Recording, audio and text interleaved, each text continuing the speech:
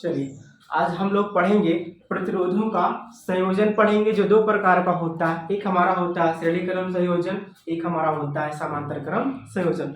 तो दोनों डेरिवेशन जो 4 नंबर का पेपर में पूछे जाते हैं तो वह हम देखते हैं। तो हो जाएगा हमारा प्रतिरोधों का संयोजन, हो जाएगा हमारा प्रतिरोधों का संयोजन, प्रतिरोधों का संयोजन ये हमारा होता है दो प्रकार से। एक हमारा होता है श्रेणी क्रम संयोजन, एक हमारा होता है श्रेणी क्रम संयोजन जो इसका फार्मूला होता है R बराबर होता है R1 और प्लस का होता है R2 प्लस का होता है R3। आगे आप बढ़ा सकते हैं जितना प्रतिरोध दिया हो। तो ये हमारा श्रेणी क्रम का फार्मूला हो जाता है। अगला जो संयोजन होता है उसे हम बोलते हैं समांतर क्रम संयोजन। अगला जो होता है वो हमारा होता है समांतर क्रम संयोजन।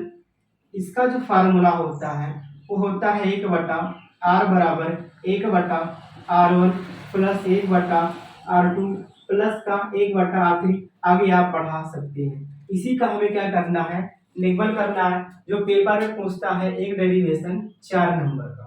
तो हम देखते हैं पहले श्रेणी क्रम संयोजन का। चलिए ये हमारा है श्रेणी क्रम संयोजन। जो श्रेणी क्रम संयोजन होता है इसमें जो धारा का मान होता है, धारा सेम बहती है, धारा का बंटवारा नहीं होता है, प्रतिरोध अलग अलग होते हैं और हमारा विभवांतर भी क्या होता है, अलग अलग होता है। ठीक, श्रेणी क्रम संयोजन में केवल धारा समान रहती है, विभवांतर भिन्न भिन्न होते हैं, प्रतिरोध भी क्या होते हैं, अलग अलग होते हैं। वही चीज हम माने हैं कि श्रेणी क्रम संयोजन में प्रतिरोधों को इस प्रकार जोड़ा जाता है, इस प्रकार जोड़ा जाता है कि प्रत्येक प्रतिरोध का दूसरा सिरा अगले प्रतिरोध वाले पहले सिरे से जोड़ देते हैं। माना कि प्रतिरोधों में धारा I तथा प्रतिरोधों R1, R2 व R3 के सिरों के बीच विभवांतर V1 व V2 व V3 है। तब ओम के नियम से, तो हम क्या करेंगे, ओम के नियम से मतलब देखते हैं कैसे है। जो प्रतिरोध होता है इससे बोला जाता है पहला सिरा, इससे बोला जाता है दूसरा सिरा, इसे बोलते हैं पहला सिरा, इसे बोलते हैं दूसरा सिरा, इसे बोलते हैं पहला सिरा, इसे बोला जाता है दूसरा सिरा। यानी जो पहला प्रतिरोध होता है उसके दूसरे सिरे से अगले वाले प्रतिरोध के पहले सिरे से जोड़ देते हैं, फिर दोबारा दूसरे प्रतिरोध का दूसरा सिरा अगले प्रतिरोध के पहले सिरे से जोड़ देते हैं। ठीक इसी प्रकार करते जाते हैं। बस इतना जानो, अगर श्रेणी क्रम संयोजन होगा उसमें धारा समान प्रवाहित होती है, विभवांतर का मान अलग अलग होता है। ये हो गया भैया, इसके बारे में बता दिए हैं। आप लिखते हैं ओम के नियम से निगमन करते हैं। तो ओम का नियम क्या होता है भैया, सबको मालूम होगा। ओम का नियम होता है V बराबर I इंटू R होता है। इस I को हम मान लेते हैं कैपिटल का I मान लेते हैं। तो V बराबर क्या हो जाएगा IR। अगर हम निकालें विभवांतर V1 का मान, I क्या है, सेम प्रवाहित हो रहा है। अब V1 के लिए प्रतिरोध क्या हो जाएगा हमारा R1 हो जाएगा। ऐसे सेम निकालेंगे V2 के लिए, धारा सेम प्रवाहित हो रही है तो V2 के लिए प्रतिरोध क्या हो जाएगा हमारा R2 हो जाएगा।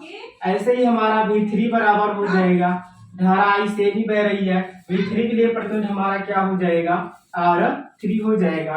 अगर हम निकालना चाहें कुल विभवांतर, अगर हम निकालना चाहें कुल विभवांतर V का मान, तो V बराबर हो जाएगा V1 प्लस V2 और प्लस में क्या हो जाएगा हमारा V3 हो जाएगा। तो मान रखते हैं V बराबर हो जाएगा, V1 का मान हमारा क्या है भैया I इंटू R1 है, प्लस V2 का मान क्या है I इंटू R2 है। ऐसे V3 का मान निकालेंगे तो हो जाएगा I इंटू R3 हो जाएगा। सब में I कॉमन है तो I हम कॉमन लेते तो हो जाएगा हमारा R1 प्लस का R2 प्लस का हो जाएगा हमारा R3। या V बराबर एक ओम का नियम और होता है, V बराबर क्या होता है I इंटू R। तो V के स्थान पे I इंटू R लिख सकते हैं। V के स्थान पे हमारा क्या हो जाएगा I इंटू R बराबर ये हमारा हो जाएगा I, फिर करेंगे R1 प्लस का R2 और प्लस में हो जाएगा हमारा R3। आई से आई हमारा कट जाएगा, R बराबर हो जाएगा हमारा R1 प्लस का R2 प्लस का हमारा हो जाएगा R3। ये हमारा श्रेणी क्रम संयोजन का फार्मूला होता है जो पेपर में 4 नंबर का पूछा जाता है। नोट कर लीजिए। चलिए, तो अगला हमारा है समांतर क्रम संयोजन, जो कि ये होता है उसका परिपथ। इसमें क्या होता है, जो प्रतिरोध होता है, प्रतिरोध का जो पहला बिंदु होता है मतलब पहला सिरा, और अगले जो प्रतिरोध होता है दूसरा बिंदु, उससे हम क्या करते हैं, जोड़ देते हैं। इसमें जो धारा होता है भैया, धारा का मान क्या होता है, अलग अलग होता है, विभवांतर क्या होता है, सेम होता है। ठीक, लेकिन श्रेणी क्रम में क्या होता है, वहाँ धारा सेम होता है, विभवांतर अलग अलग होता है। लेकिन यहाँ समांतर क्रम संयोजन में धारा भिन्न भिन्न होता है, विभवांतर एक समान रहता है। ठीक, तो लिखा गया कि समांतर क्रम संयोजन में प्रतिरोधों को इस प्रकार जोड़ा जाता है कि सभी सिरे एक बिंदु से तथा दूसरे सिरे दूसरे बिंदु से जुड़े रहते हैं। इस प्रकार के संयोजन में सभी प्रतिरोधों के सिरों के बीच एक ही विभवांतर होता है। माना कि प्रतिरोधों क्रमशः R1 R2 व R3 है तथा धारा I1 I2 व I3 है, तब ओम के नियम से। और देखते हैं भैया इसका निगमन, तो हो जाएगा ओम का नियम। ओम का नियम होता है V बराबर I इंटू R, या हम I के बराबर करेंगे तो हमारा हो जाएगा V अपॉन R। चलिए हम निकाल लेते हैं I1 का मान। I1 बराबर क्या हो जाएगा, V अपॉन R। तो V हमारा सेम रहता है, R हमारा I1 के लिए क्या हो जाएगा, R1 हो जाएगा। ऐसे अगर हम I2 का मान निकालेंगे तो विभवांतर सेम है, I2 के लिए प्रतिरोध हमारा हो जाएगा R2। आगे हम निकालेंगे I3 का मान, I3 का मान हो जाएगा भैया V सेम मेरा विभवांतर सेम है तो V वैसे ही रहेगा। I3 के लिए प्रतिरोध हमारा हो जाएगा I3।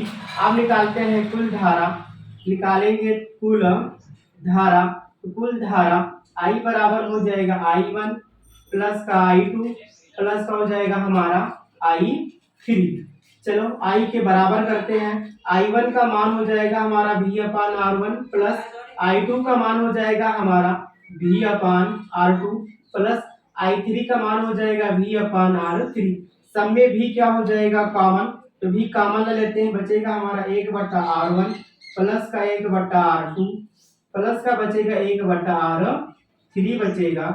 चलिए, तो I के बराबर फिर से ओम का नियम लगाएंगे तो हमारा I बराबर एक फार्मूला होता है I बराबर V अपान R। तो I के स्थान पे हम V अपान R लिख सकते हैं, I के बराबर में होता है V अपान R, तो I के स्थान पे लिखा जा सकता है V अपान R। ये हमारा हो जाएगा V, अंदर में हो जाएगा 1/R1 प्लस 1/R2 प्लस का 1 हो जाएगा हमारा R3।